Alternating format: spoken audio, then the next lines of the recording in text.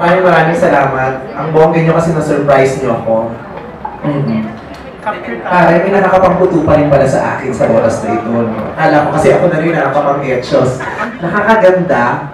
Alam mo yun, parang ang ganda-ganda ko ngayon. Parang special ko. Parang ang bait-bait ko. Hindi kasi para magkaroon ka ng ganito karaming tao na gusto mapasaya, ibig sabihin mabuti ka ng tao.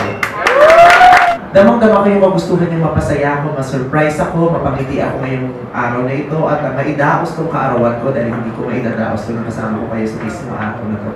Sobrang ko na-appreciate. Nakakaganda talaga. Mabait nga siguro talaga ako kahit pa pa. Hindi kasi minsan yung mga pagkakataon, kina-question ko na rin talaga yung sarili ko. Bakulaw ba ako talaga? Parang ano bang level ko ng kabakulawan na hindi ko maintindihan na Danny, sorry. I'm really sorry, pero ang bongga mo ha, job well done. Kasi mo mapahamak ka, talagang pinanindigan mo, di ba? You remain loyal sa ipinangako mong trabaho sa iyong mga boss, di ba?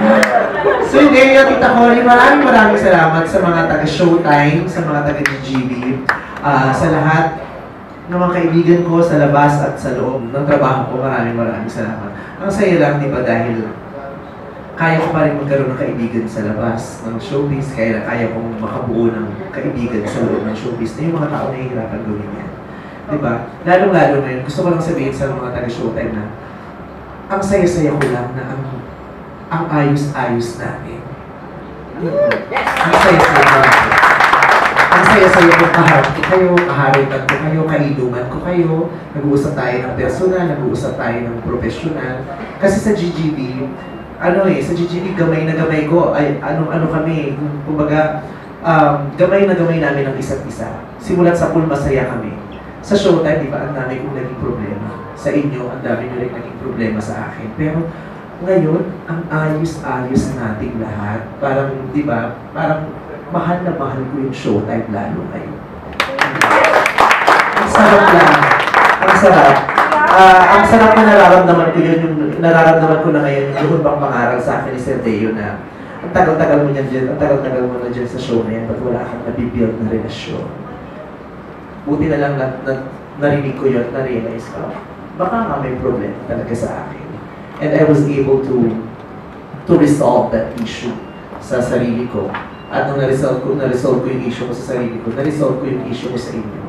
Diba? Kaya, ang saya ko lang ngayon, wala akong problema, wala akong stress. Ang bongga ninyong lahat, ang bongga ninyo dahil lahat kayo merong kapangyarihang mapasaya ko. Diba? Ang iniisip ng mga tao parang hirap pa sa inyo, diba? Ano ba pwede natin irigalo, ano ba pwede natin ibigay dyan, parang nasa kanyang lahat. Hindi ang dali-dali lang. Yung mga ginagawa nyo lang ngayon, ang dali-dali nyo napapasaya ako ng totoong saya.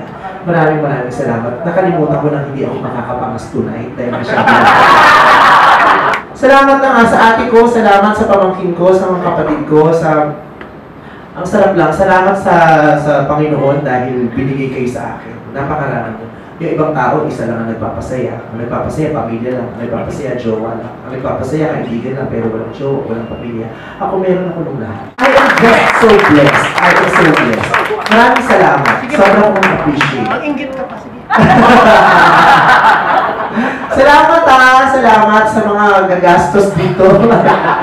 maraming salamat. Thank you, let's have fun. Patrick, baby, happy birthday! Birthday ko ako. Ryan, I love you. Kay Billy, si Billy, I love you. Maraming salamat. Sa mga kaibigan ko na wala dito, alam ko naman kahit wala kayo dito, mahal niyo ako. Ayaw lang nila makaril. Hindi na ako magtatapo kahit hindi kayo pumunta. Karil, I love you. Karil yung pinakamaaga na prepare. Ako habang magkulot tonight. Siya lagi yung pinakamaaga. Siya nag-remind, hindi pwedeng mawala. I love you. You learn your lesson so well.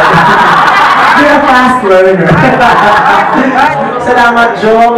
Sa inyong lahat, maraming salamat. I love you all. Happy birthday!